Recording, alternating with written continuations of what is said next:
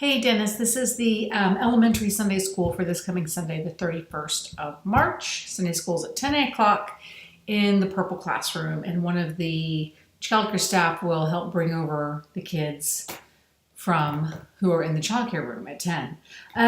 So the story you're reading with the kiddos is about the Last Supper. This is on page 264 of the Shine Bible. The kids can take turns reading paragraphs, and I think that works well. Or you can read it to them, whichever they're in the mood for. The questions that go along with the story are in the lesson plan I'll send you on page 33. This is a great story because there's a lot going on, right? So we're getting close to Jesus's death, right? As we work up towards Good Friday and Easter, and the main theme here is one of suffering. Jesus talks about that during the supper, and then of course Judas betrays him that evening. So there's a lot to talk about and a lot to do in this story. Some of the questions under Wonder and Reflect are: I wonder why Judas decided he would tell the temple leaders where they could find Jesus. And I think it would be interesting to have, just to get the kids' perspective on why do you think someone would do that to someone they consider a friend. I wonder how the disciples felt when Jesus talked about his great suffering. If you had been at that meal with Jesus, what would you want to say to him? And again, these are just kind of like what if scenarios, but neat for the kids to kind of put themselves in that event, story, and kind of give their perspective.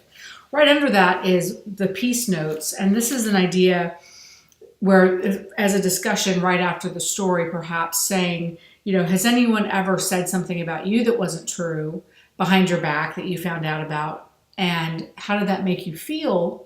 And then collectively kind of brainstorm on how do you help repair relationships that have gone through something like that. I mean, this is something adults struggle with and kids. And so, but getting them to think about the repairing of that relationship. What are the steps that could be taken to make that happen, as opposed to saying, I don't want to repair that relationship, right? So what would you do? And then there's a lot of neat activities. You may not get to all of these, depending on who's in the class and what they're in the mood for. There's on page 34 of the lesson, there's a create section, which is them kind of drawing their own interpretation of the Last Supper. So on the Bible story that we're reading, there's of course a picture of the Last Supper.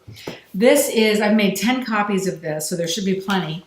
There's a blank table right here in the middle, and then on the side they can see all these different artistic interpretations of the Last Supper. Da Vinci's being the most famous, but so they will put pens and markers out there, and they can draw their own Last Supper. Who's there? How many people? It can be anything. It could be a Last Supper of puppies, which is probably what it will be if Nora draws it. So we've got 10 copies of that, and they can work on that individually. And then if they can work in some groups, and depending on how many there are, I'm thinking groups of 2 or 3, depending on if it's even or odd number. There's this idea of what is sacrifice. So I have 5 copies of this piece of paper that they can work on in teams, groups. Teams makes it sound like it's a contest, which it's not. And there's maybe 10 or 12 things listed here that say things like giving away your last piece of candy to a friend, saving your money for months to buy a present for your parents' birthday, spending 3 hours a week volunteering in an animal shelter instead of playing your favorite sport.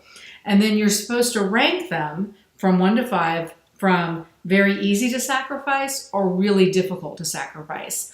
And I want them to work together because I think that would be a neat discussion in terms of, okay, so wearing clothes you don't really like because your dad bought them for you. Is that hard to do? Is that easy to do? Like, different people are going to have different ideas on this, but they can, come to a kind of consensus on, here's how I would rate that. So then they circle their rating. So that's something they can work on together. If there's only 5 of them there, they can do it individually as well, or we can make more copies if they don't want to work together. I just thought that might be an interesting element to it. And then the last thing is under move here, it's just kind of a fun game. Maybe do this at the very end when you're trying to corral everyone. It's called the blame game.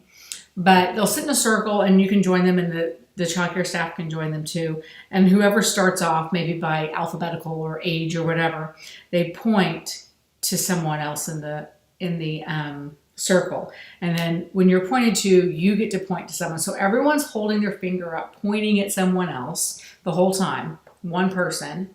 And then it says there, you're not supposed to, everyone stands still, pointing to their selected person and watching them closely. If the person you're pointing to mimics any movement, body movement, facial expression, the last person who's standing still gets to start the next round. So it's like who could freeze basically the most. So it's really not about blaming except for the whole pointing. And it's just a fun way, I think, a fun exercise to end what can be kind of a heavy discussion for the kids. So I think they'll have fun with those activities, and I will have the materials in the room ready to go. Let me know if you have any questions, and if there's anything else from the lesson you want to do, that's awesome too. Thank you.